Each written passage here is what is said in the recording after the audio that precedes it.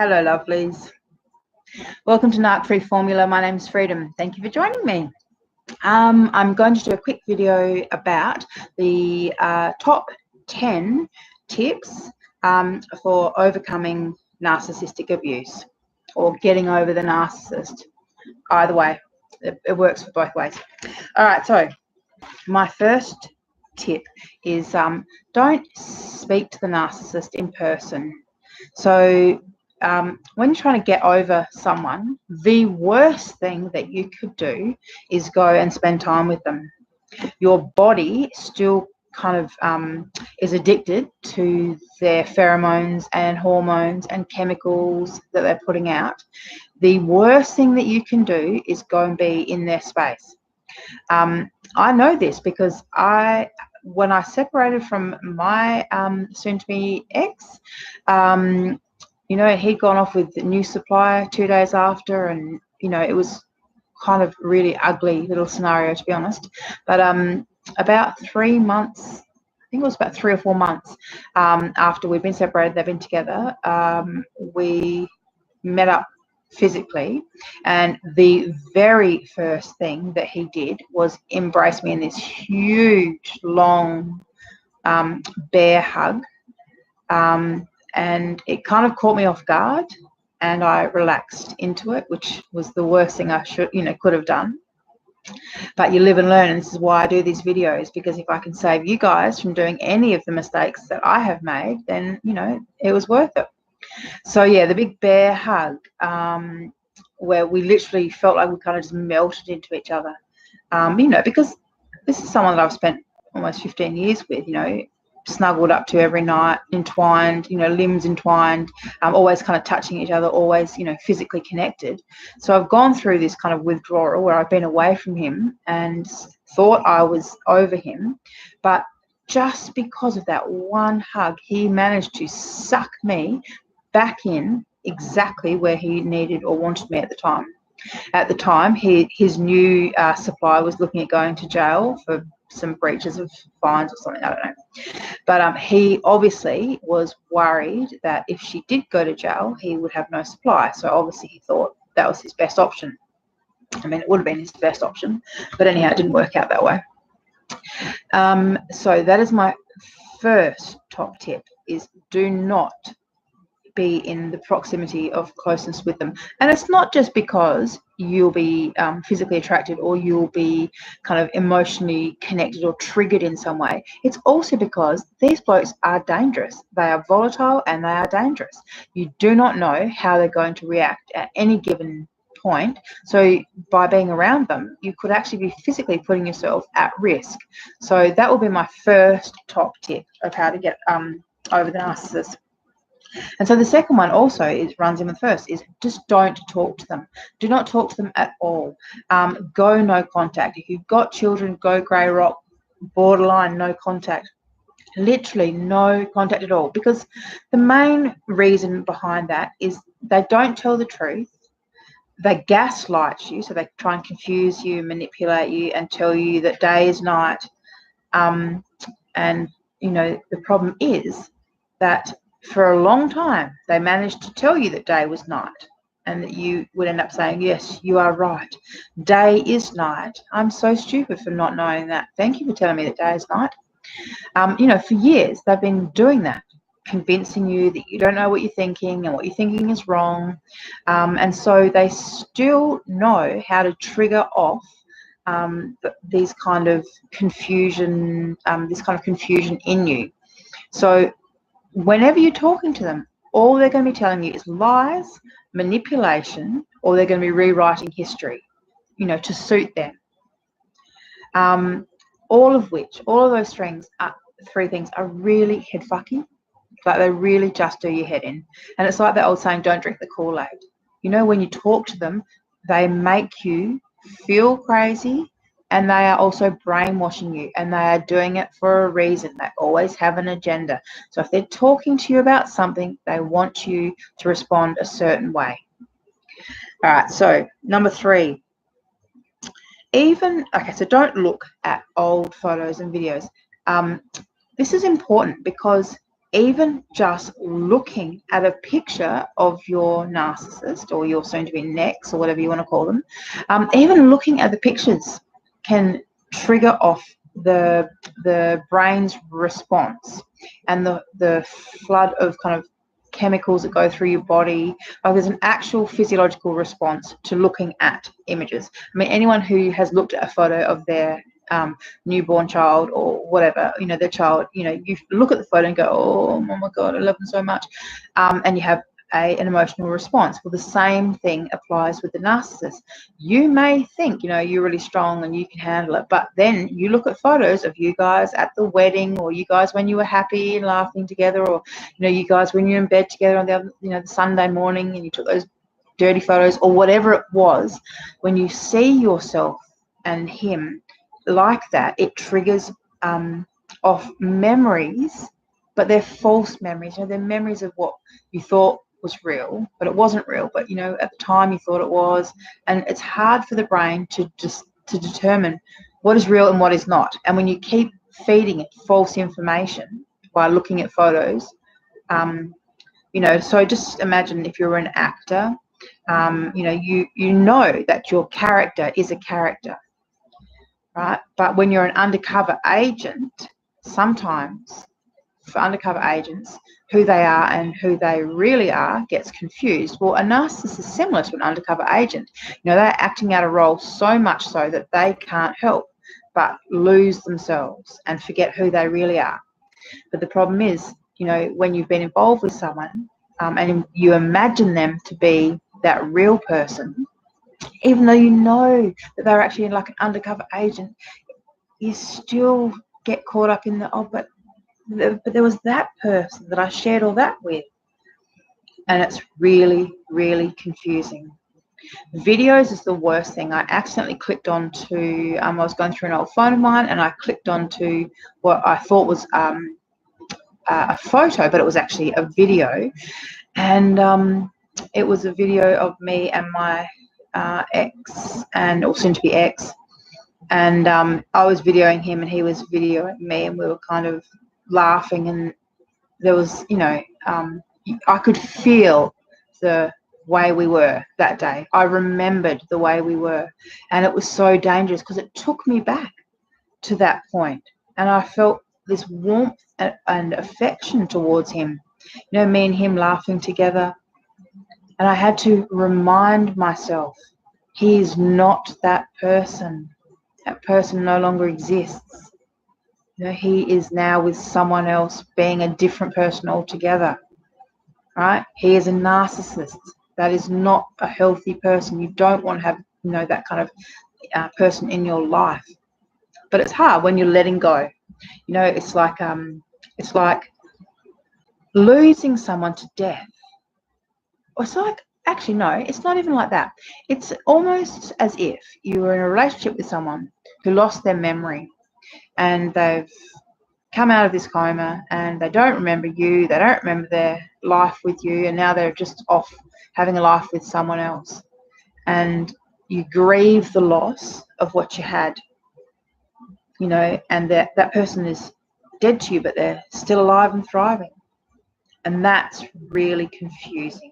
It hurts emotionally, it's confusing for the mind, it's, just confusing in general. All right, so no looking at photos or camera or video footage.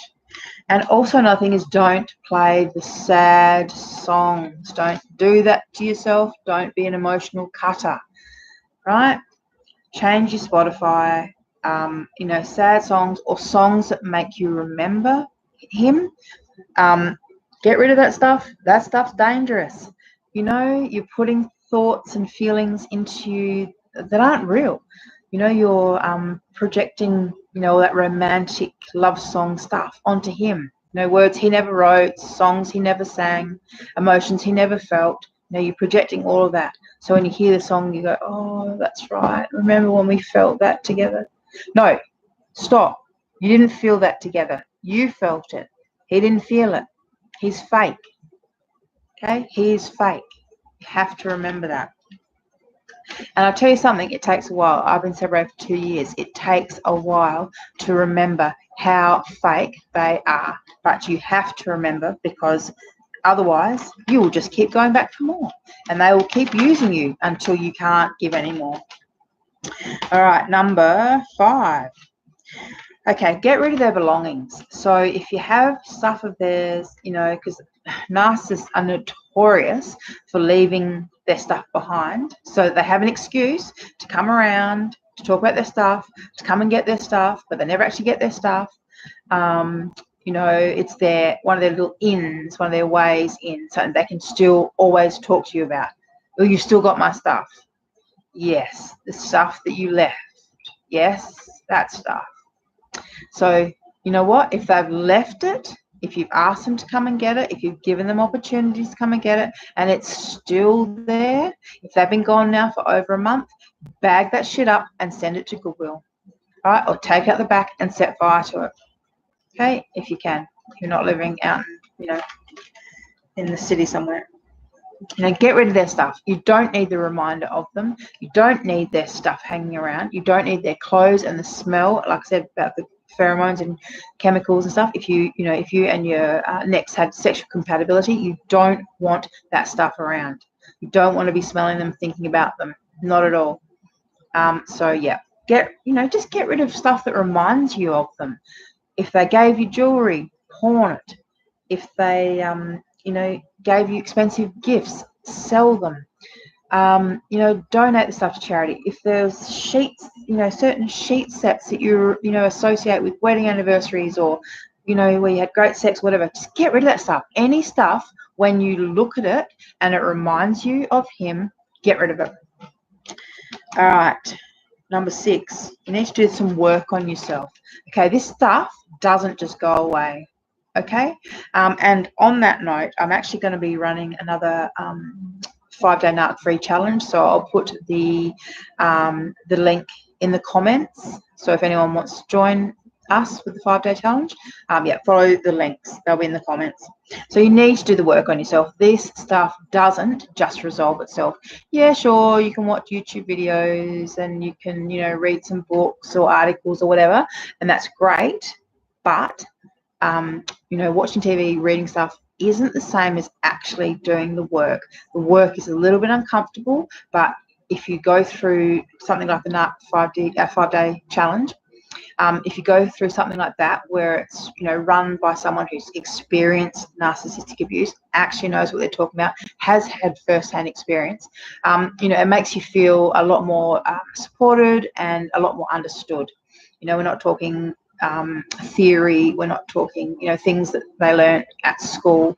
We're talking about something that I know firsthand because I lived through it for 15 years. Okay, number 7 is get your own life. This is another really important thing. If you're just sitting around thinking about the narcissist and feeling sorry for yourself, you're not going to heal and you're not going to get over it. You need to be active. You need to be doing something. Pick a hobby, find something, find a cause, find something to do and get doing it. Literally every day, get up and get doing it. It's really important to stay active, but more than that, it's important to do something that you care about, something that you feel passionate about, something that makes you feel good. Because when you feel good, you're not really at risk of going back to ever, feeling that bad again. Like, you won't go back to a narcissist. When you rebuild a life and make a life for yourself, make it something beautiful, you'll never go back to the narcissist. He'll never be able to offer you anything to entice you to go back to living a life that miserable after you've created something awesome. So find a hobby, get a life, start living it. All right, number 8 is change the scenery. This is important. Now, some of you can and some of you won't be able to do these things, but if you can, move house. If you can move house, do it.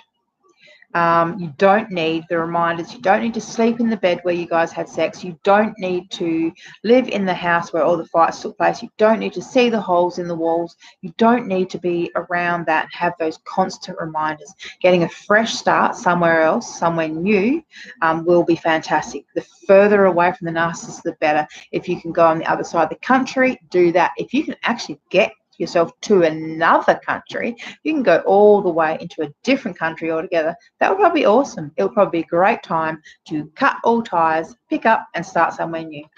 So if you can do it, do it. And this next one actually kind of ties in with that. Number 9 is to get yourself some new friends. Now, first of all, what I'm talking about here is if you have people who are still friends with a narcissist, okay, they are potential flying monkeys, as in he will use them to get information about you. He will use them to pass information to you. You do not want them in your life. You don't want anyone in your life who actually looked at what happened there and went and says, well, that's okay. You know, because if they're saying it's okay, that does your head in.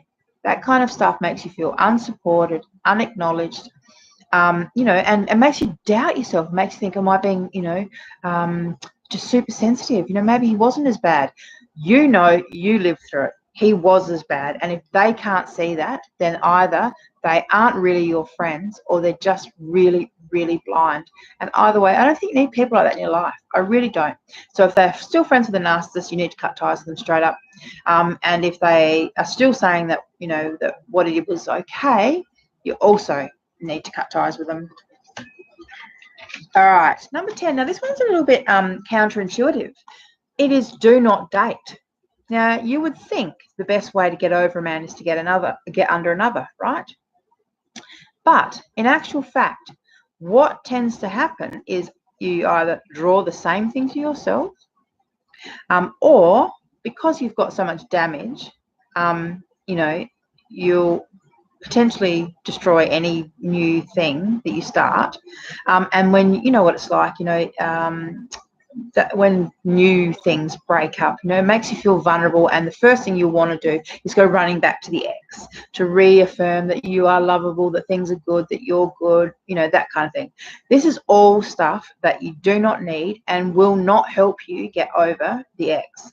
In fact, getting together with someone new is only going to complicate things. You know, and I get it, you know, sometimes you can't help timing or whatever, but, you know, for the first 6 months, 12 months, I would say just don't even date.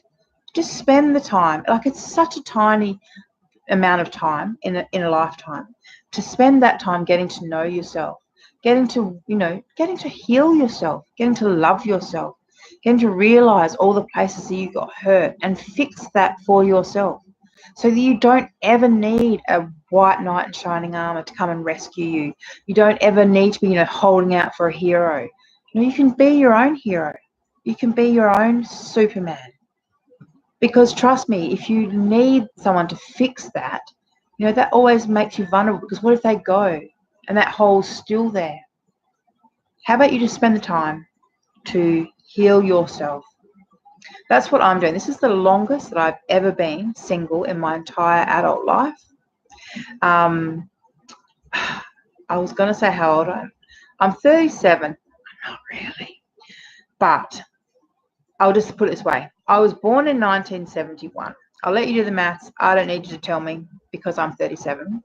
And I don't age, and I'm not going to age. So I'm 37. I have been out dating and, you know, with boys and having relationships or whatever, you know, since I was like 16. I literally had 3 main relationships in my life. Went from one to the other to the other, you know, 10-year kind of things. This is the first time that I've actually learnt to love myself, and it's such a gift. Like, I can't even begin to tell you how much better I feel about myself now that I've got my own back, now that I'm actually supporting and backing myself. You know, like, I have my own back. I don't need anyone to protect me. I don't need anyone to pretend they're going to fix all my problems. Like, I got my shit under control. You know, I'm holding it together. I'm keeping it together. I don't need anyone So when someone does come and I want them to be in my life, not because I need someone, because I actually want that person. You know, that's the only way anyone's going to be part of my life, is when I want that person. Not this, you know, I'm so desperate and I'll just take whoever will have me. And I see that a lot with women. You know, they will literally just pick up with whoever wants them, and with no real thought, I suppose, to the outcome or the consequence. And when you've had narc damage, you're more likely to, it's almost like you've got, you know, victim flashing on your forehead. You know, every predator in a 50-mile radius, they smell the blood in the water. You know, they see you coming out dazed and confused, stumbling over in your high heels, you know, not really knowing which way is up. You know, you've just come out of a narcissistically abusive relationship, and every narc and predator in the entire, like I said, 50-mile range, they will see you and smell you. They will hunt you down. So anyone who's coming at you now is a predator. All right? I can almost guarantee it. So learn to love yourself, darling. You're actually a whole lot more lovable than you realize. And, you know, it's just a good position of power to be in, to not actually need anyone in a relationship. And it will help you overcome the narcissist and the narcissistic abuse. All right, darlings, thank you for watching. If you like the video, please like and subscribe to the channel. And also, if you can share the channel, that would be great across any platforms. That helps me grow the channel. And if you have any other tips that you think would help people get over the narcissist, please leave them in the comments. I'm always interested to learn more. All right, darlings, thank you. Bye.